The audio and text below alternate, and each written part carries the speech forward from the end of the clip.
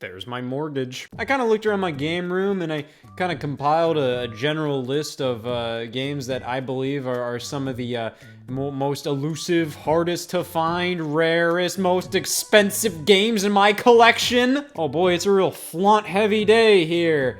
Scott brought out Atari Cards. Yeah, so I don't really buy things or seek things or get things in this collection just because, you know, like, it's just like, oh man, I want the most valuable collection. I just like buying stuff that I'm like, that's cool, and I want to play that, and I want to own that, and I try that out, and make videos about it, all that stuff. Like, I just like owning these things to use them and play them, and just have them, and you know, basically hold a part of history and enjoy it and give it a try. Except Atari Cards. I haven't played Atari Cards yet. My priorities are f***ed. This isn't really meant to show off.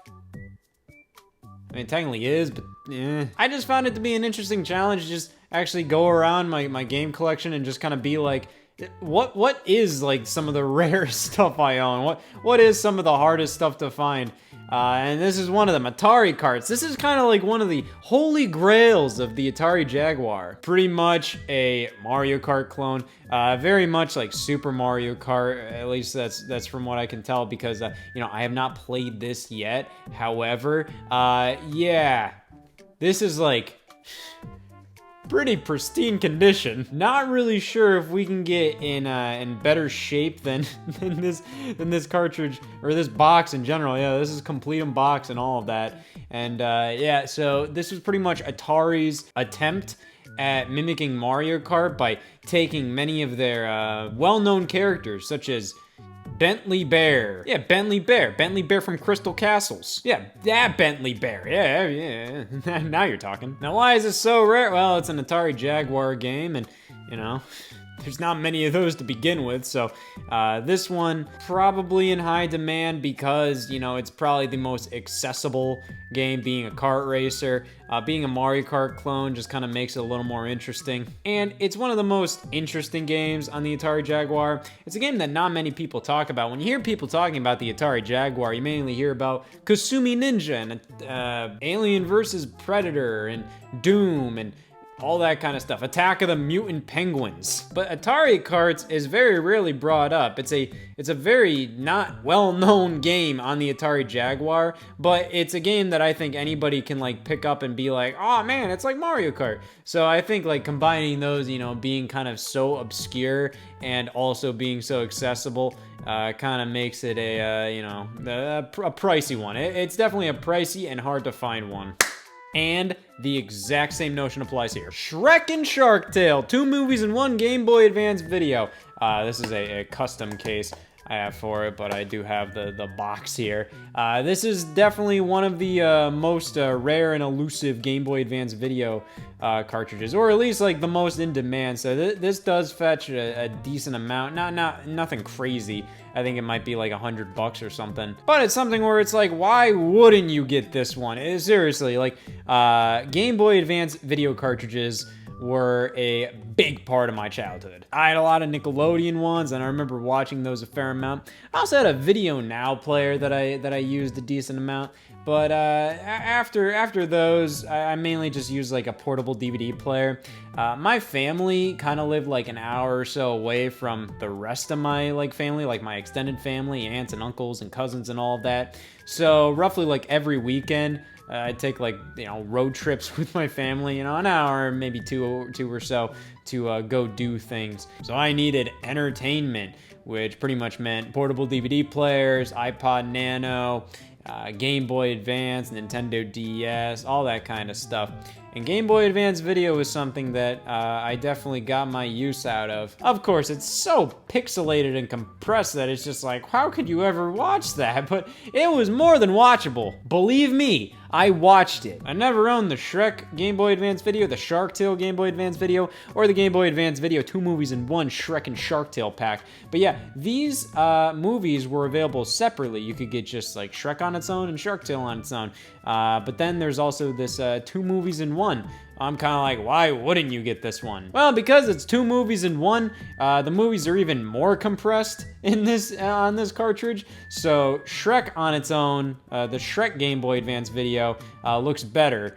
And the Shark Tale Game Boy Advance video looks better than either one of these movies on this one cartridge, because, you know, it's just like 2 movies. I had to squeeze those both into one cartridge. But this is definitely one of the most bang for your buck Game Boy Advance video carts, and I think it's probably the coolest one to own. Just, you know, 2 movies in one.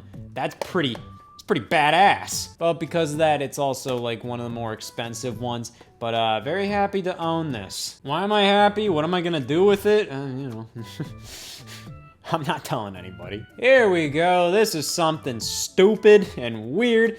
Super Mario Brothers Special, only released for Japanese computers, licensed by Nintendo, created by Hudson Soft. Yeah, that's pretty much Super Mario Brothers on the PC. It's garbage. For the most part, it's Mario 1, but I think it takes some elements from Versus Super Mario Brothers in the arcades. But overall, this is just a beaten to shit version of Mario 1. It's a conversion of a side scroller that doesn't scroll. It's kind of like you just have screens, and when Mario goes off to the end of one screen, then it just kind of like flashes to the next part of the screen. It's very strange, but this was incredibly hard to find, but I did do it. Wow. The inside of this reeks even of antique store. You know, like antique smell, it just smells like it's been rotting in an antique store for a while. But yeah, I think this is incredibly cool to own. I think most people who have played this game have pretty much only played it via like emulators and whatnot, but hey, I can play the real deal if I find out what the hell Japanese computer this actually runs on. Jack Brothers on the Virtual Boy, complete in box, even with one of the box protectors. I generally don't have box protectors, but for a game like this, I mean, for how much this game costs, like, my God. This is insane to own. I own the full North American Virtual Boy set. I don't own the full set overall, but that's mainly because there's like 3 Japanese only games that I'm missing, and those games, 1, aren't very good, and 2, are damn impossible to find, or if you can find it, they're like $3 grand, and I'm just kind of like, I don't even want the damn Gundam game, dude. Jack Brothers is an exception, though. This is actually a very fun, cool game on the Virtual Boy. One of the Virtual Boy's best, to be honest. And, you know, I think this is as elusive and expensive as it is, you know, because 1, it's a Virtual Boy game. It's a good Virtual Boy game, which means, you know, there's not many of those. And also, you know, low production run, made by Atlas. So, you know, like back in the day, pretty much anything made by Atlas, you know, you can expect to be like hard to find these days, or at least high in demand, because, you know, Atlas has a huge fan base. But you know what else has a huge fan base is the Atlas series Shin Megami Tensei.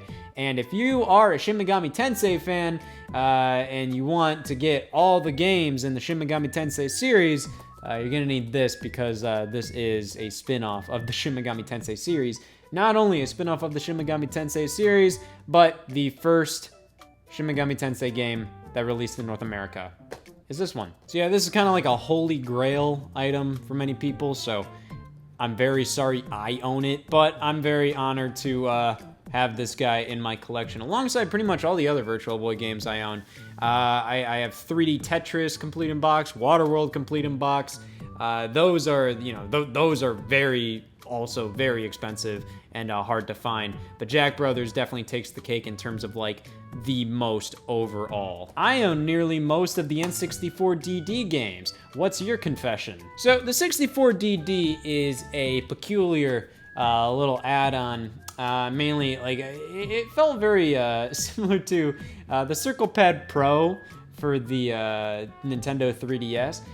That little add-on gave the 3DS a second analog stick, and it was kind of announced and released at a time in which many game journalists and many fans were saying, like, why doesn't 3DS have a second analog stick? It needs to have a second analog stick to compete with the PlayStation Vita. But, you know, pretty much all you needed was a pulse to compete with the PlayStation Vita, but I digress. I felt like Nintendo kind of released the Circle Pad Pro, not only to kind of appease third parties, you know, like Monster Hunter worked well with it, but also to kind of just tell these, you know, people to shut the hell up. Here you go, here's your second stick. And I kind of feel like the 64DD feels like a similar thing, even though Nintendo had massive plans for this thing. They were really planning for this thing to be the N64 savior, giving the 64 the potential to have games with far greater file sizes and more applications, being able to do so much more. And there were only like 10 games released for it, and all in Japan. And like one of the only ways you could get it in Japan was through like a mail-in subscription service. I don't fucking know. Pretty much the 64DD in Japan had very limited availability. But like it was announced for the N64 before the N64 even launched, if I recall correctly. And it didn't release until like 1999. And the 64 were launched in like 96. And the GameCube launched in 2001. So it's just like, what the hell happened? Kind of felt like Nintendo just pushed it out of the door. They're like, here. So not a lot of games released for it, but I own nearly all of them. In fact, pretty much the only games that I'm missing are a couple of the Mario Artist games, which Mario Artist is pretty much like a next-gen version of Mario Paint from the Super Nintendo. But I do have pretty much everything else. SimCity 64, the F-Zero X expansion kit. This one's pretty much the one that I think most people want if they get a 64DD, mainly because this is the one that they can actually play, you know, an actual game, you know, more stuff to do with F-Zero X. SimCity 64, that's all cool. The RandNet starter, I think this is like the starter disc for RandNet, which was kind of like a thing. I forget. I think it has something to do with internet. Yeah, it was. You could access the internet with RandNet DD, or at least like the starter disc. This one's also like decently common, but these guys ain't. So this one right here, this is Doshin the Giant. This is one of the other more well-known N64DD games. And yeah, this one actually ended up getting re-released on the GameCube in Japan and Europe. We never got Doshin over here in North America. Doshin the Giant has kind of been relegated to just being kind of that weird thing you might see in like a Smash Brothers trophy gallery or the Smash Brothers Ultimate Spirits list or something like that. But yeah, this was, you know, one of the main games for the N64DD. You wouldn't be able to tell because I don't know what this is. But it's honestly a little rare to get the slip cover for this thing. Ooh, because the slip cover is, you know, you peel this out and then you can kind of fold it out, kind of make something out of it, or at least see the inside. On the inside, I'm seeing Doshin, so it's kind of rare to find the slipcover untouched. Which speaking of which, if you want like a rarity or whatever guide for N64DD games, all of them come with like these sticker labels kind of thing, where it's just like you peel these off and then you put it on the disc itself to label the disc. As you can see, the previous owner already did that with this, so I think most people would label that as unusable. I guess like if you want like the most new of new N64DD games, you want one without the stickers peeled. That's a big one. But Doshin is definitely pretty expensive overall, but not nearly as much as these two these two things. This right here is the Doshin the Giant expansion pack, sequel, follow-up, whatever. It's a very long Japanese title. Roughly translates to like Doshin the Giant, Tinkling Toddler, Fairy Fountain, something, I don't know. I played a bit of this. And I remember looking up stuff because me and my friend Jeff were kind of just trying to go through it, and we did not understand what was going on. It was playable, but we didn't really understand what was going on, and we looked up stuff. It was nearly impossible to find any guides online for this thing. nearly impossible. In fact, I think it was impossible. All we saw was like the IGN review of this game back in like the year 2000, and they gave it like a 3 out of 10. They were just like, it's just a damn slideshow. Like apparently like it's just like basically a hub world where you walk around as a weird figure and you pee hearts, you pee something, at least on the box art it's hearts. I forget what it was in the actual game, but you're walking around and you walk up to like billboards and you can watch videos and stuff. I think there were videos of the original Doshin the Giant, and there were little parts where, you know, it would tell you, hey, insert the original Doshin the Giant game, so you do that. Yeah, that's pretty much all this game was. Japan Pro Golf Tour 64, I believe this is the rarest N64 DD game. I am shocked. I'm even looking at it. Like, I just looked up on eBay. I can't find it available. When it is available, it's fucking expensive, dude. And what is it? I've played it. It's golf. Yeah, there's not much to this one. It's just golf.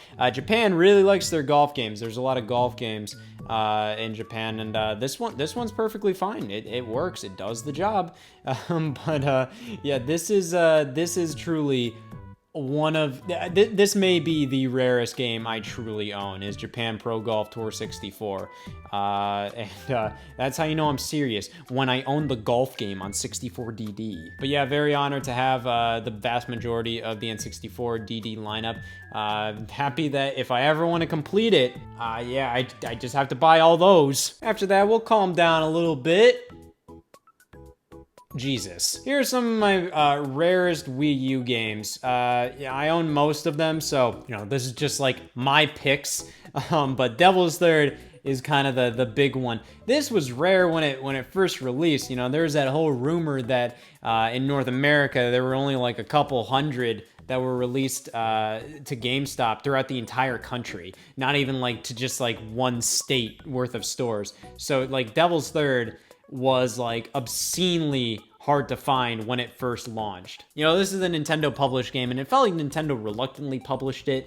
It didn't get great reviews, and while it does have its fans, most people don't really like this game. They kind of find it to be a very sloppy and outdated, misguided, M-rated hack and slash shooter, blah, blah, blah, blah, blah. I've beaten this game. I don't think it's that bad. I don't think it's that great, but I do think it has its moments, and the gameplay, while it's incredibly repetitive, it can be pretty fun. And Nintendo funded it, so, you know, they were able to publish it, and Nintendo of America, it kind of seemed like they were not interested in publishing it. It kind of just went like dark over here, while Europe and Japan got their games released in like August of 2015, and a couple months went by and like nothing from North America.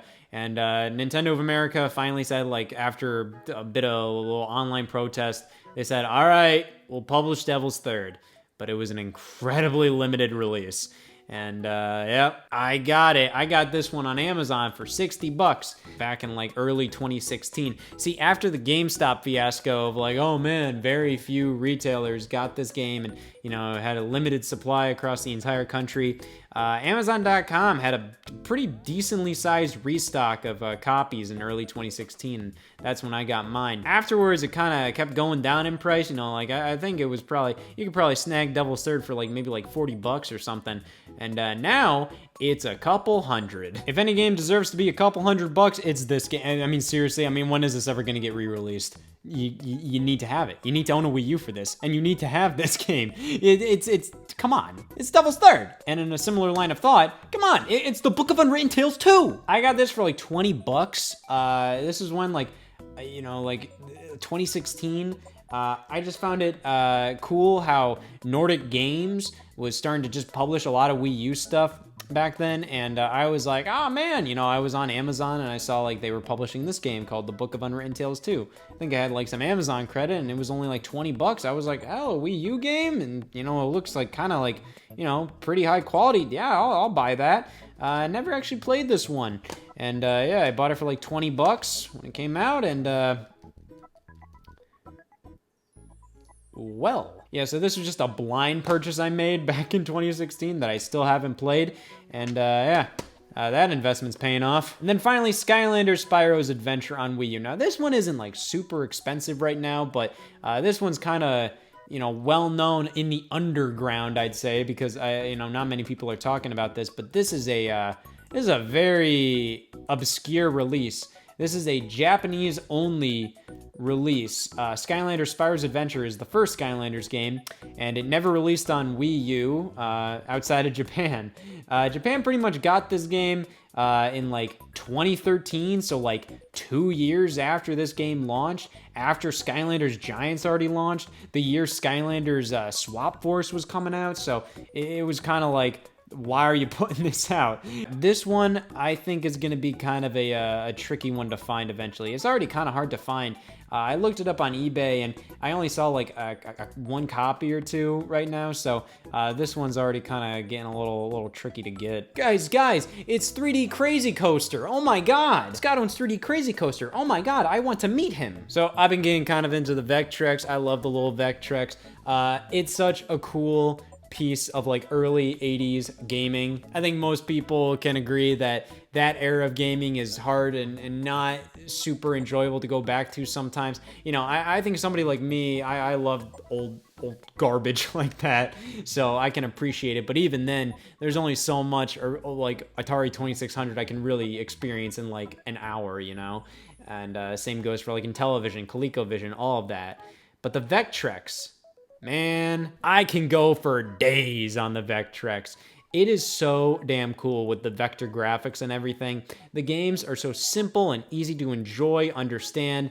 I'm not gonna say like, damn, like there's some great ass games on the Vectrex, but there's some fun, simple games on the Vectrex that are just heightened by the fact that there's nothing really else like the graphics and display on a Vectrex. So it's just really cool to play, and just having one set up, it's just instant, just turn it on and then the screen kind of like, fades on and you see that Vectrex jingle and all that. And, it's pretty quick to just get into a game. So it's kind of a really cool and enjoyable way to just get a quick fix of like early 80s pre-NES gaming fun.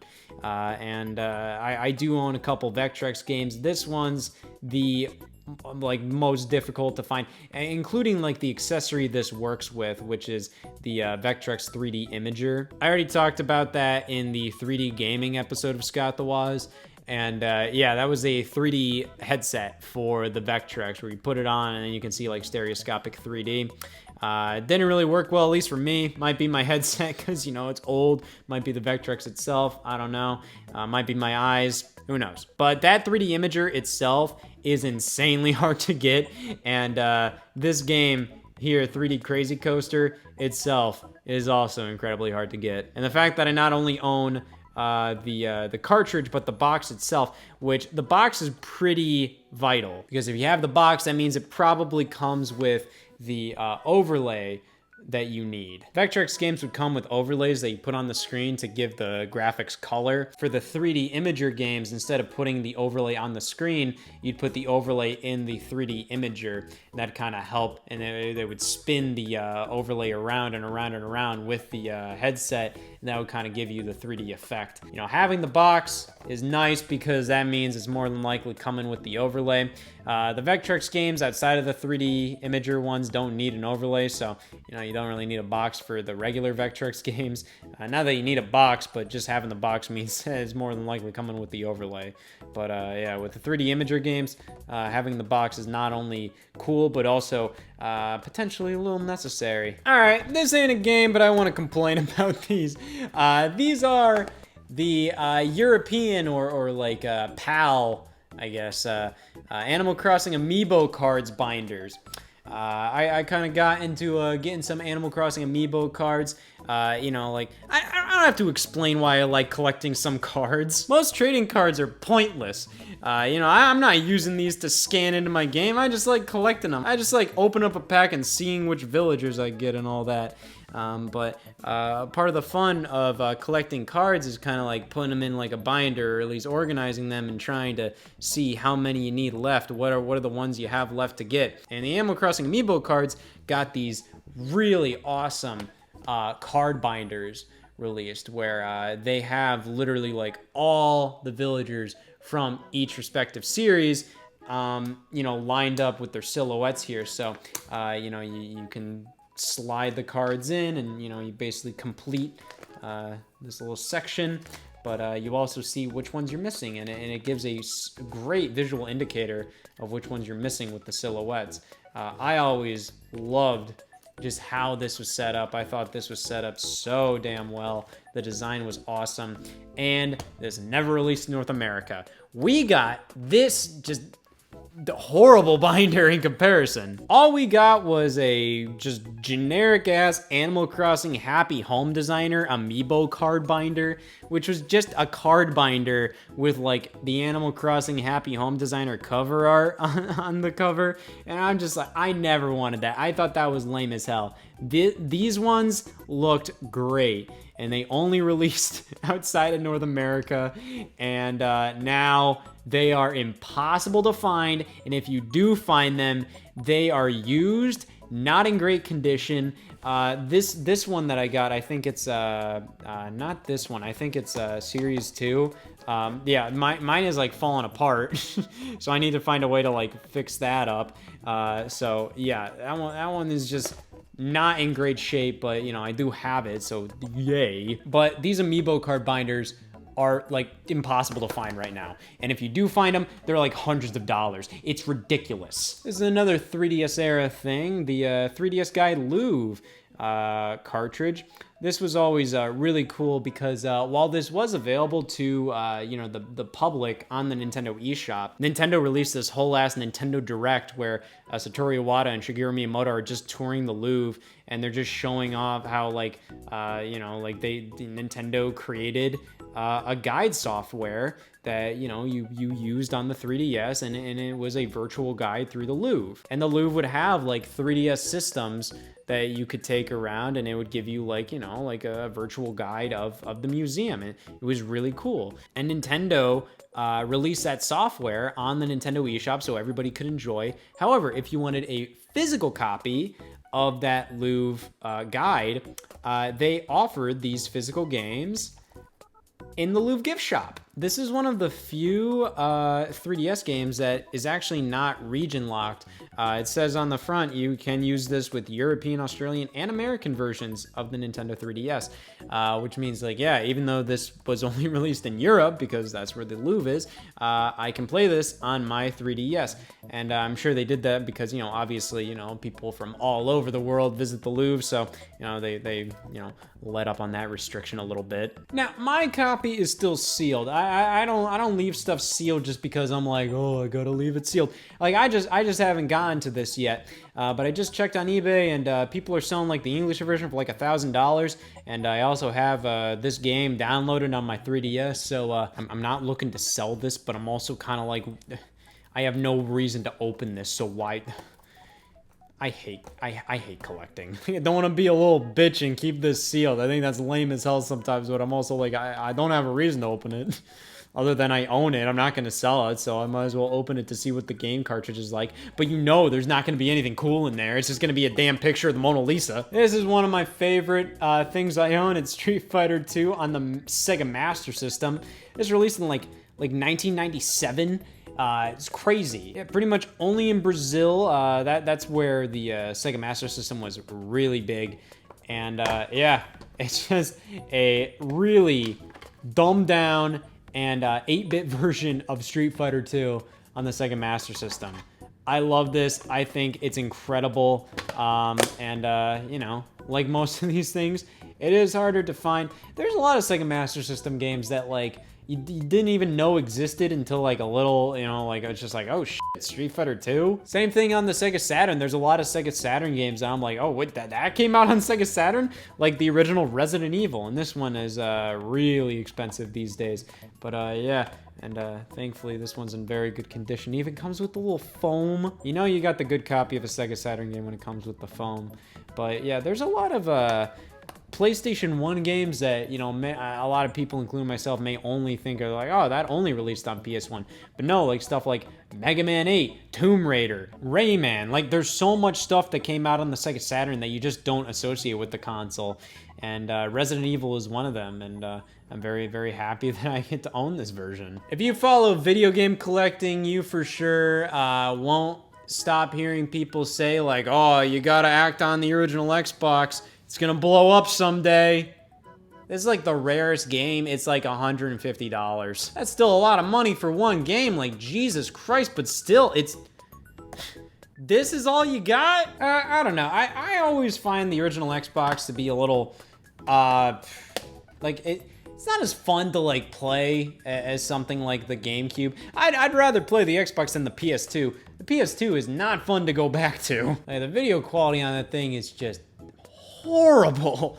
The original Xbox cleans up quite well, but there's something about the GameCube. Of course, like I myself, you know, I'm a Nintendo fanboy, so don't listen to me. But I don't know, there's something about the original Xbox that I don't know why people just aren't as gung-ho on buying up stuff for the system. I think it's just because like there's just more people willing to like collect for like PlayStation and Nintendo systems. So Xbox, you know, maybe will have its day someday, but you know, right now I think people like who like collecting kind of like collecting more PlayStation and Nintendo stuff. You know, I got a lot of the Pokemon Mini stuff, so. The Pokemon Mini may be my favorite Pokemon-related thing. Pretty much acting upon the Tamagotchi fad, but instead doing a Pokemon-related thing with... how do I get this out? Cartridges. And yeah, it had a pretty damn limited release in North America. Not a ton of games released, so a lot of the games that I have are Japanese, but I do have a couple of the North American ones, as we can see by the ESRB rating. Got Pokemon Pinball Mini, Pokemon Puzzle Collection. Then we also have Pokemon Tetris here, which is pretty neat. And then we have these. But yeah, most of these are pretty hard to find, especially how I got a North American system and a Japanese system in the box. And I also have this one, just to, you know, just to have. But these two games right here, probably the hardest to get and you know, most expensive on the entire system. This one is like impossible to find online most of the time. It's Togepi's Great Adventure. And then we also have Pichu Brothers Mini. So yeah, why do I own all these Pokemon related things if I'm not a Pokemon guy? Well, I think this is one of the coolest random little oddities Nintendo has ever released. Just making a game system based on an entire franchise. And all these games are like pretty easy to just pick up and play. They aren't anything that extensive. They're literally just, you know, like little mini games that you play on one of these devices. And just how small these are and just how usable they also are. The screen is a good quality. The buttons feel good. Just having like this random little like, so, I don't know, step counter. It also has so many different features that are like, oh my God, like rumble, infrared. It has motion control from like a device from like the early 2000s that was just supposed to be kind of like a Tamagotchi-like thing. It's pretty damn cool, though it is pretty obvious to see like why it didn't take off. It's just like, yeah, you're theming an entire handheld around Pokemon with like none of the gameplay elements of like why people play Pokemon. Like it's pretty much just a console for Pokemon related minigames. I own a couple of the more sought after SNES and NES games. Mainly I got Tengen's Tetris or Tengen, which is pretty much like a different name Atari used to release games on the NES. But yeah, Tetris, they had to pull this off of shelves when Nintendo made their version of Tetris and kind of claimed the ownership of Tetris on the NES. But this is definitely probably a better version of Tetris than the one Nintendo released, which is, you know, strange because, you know, that's one of the most iconic versions of Tetris, yet Atari made a better one. This one has multiplayer and just more stuff going on in it.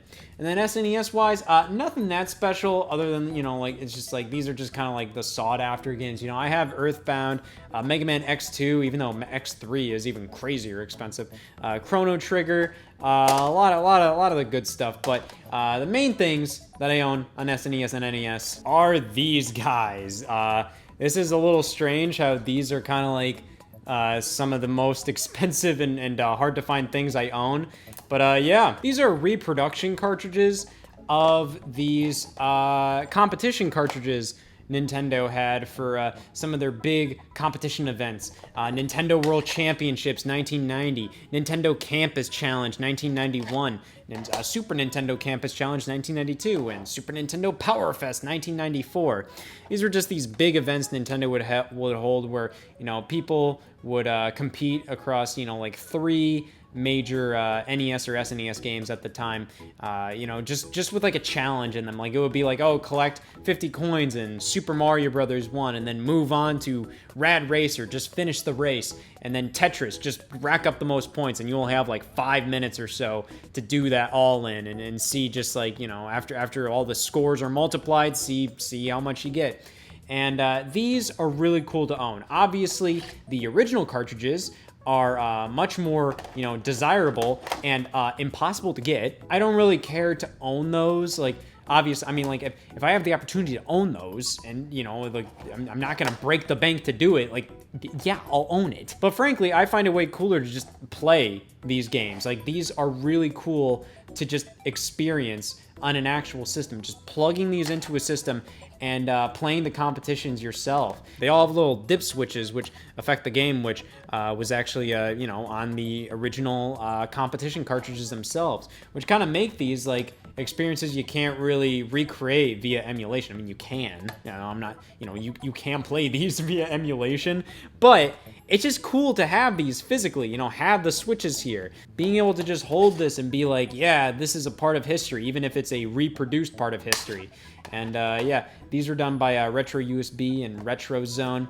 And, I'm not saying like these are crazy expensive. More so, like they're really hard to find now. And if you do find them online, they usually go for like hundreds of dollars. I remember getting these for like under 100 each, and I was very happy to do that. I always wanted the reproduction cartridges of these. And yeah, it's really weird to say that like some of my favorite things that I own are just reproduction cartridges, because I usually don't mess around with reproduction cartridges much outside of these, but I'm very happy to own these, and I'm very happy to own everything. I'm very lucky to own a lot of these things. I know a lot of these are very expensive, and some of them I got a good deal on. Some of them I might have paid more than I should have on them, but I'm very, very lucky to be able to do that. And I love owning these things and just having them as a part of the collection and experiencing them and playing them and sharing them with friends and just sharing them with other people all around the world just by showing them off like this, which is all this really was. It's just a big show off. Look at me, everybody!